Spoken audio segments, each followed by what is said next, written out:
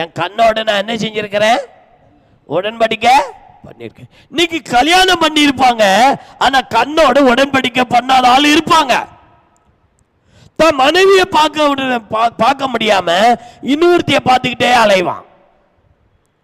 சில பெண்கள் கல்யாணம் பண்ணி இருப்பாங்க, தன் கணவனாரோடு ஒரு திருப்தியான ஒரு வாழ்க்கை வாழ என்ன செய்ய முடியாது. அடுத்த ஆளை பார்த்துக்கிட்டே அலைவாங்க. இதுதான் குடும்பத்துக்கு சண்டைக்கு காரணம். கணவனானாலும் மனைவியானாலும் சில குடும்பத்தில் சண்டைக்கு காரணம் இது.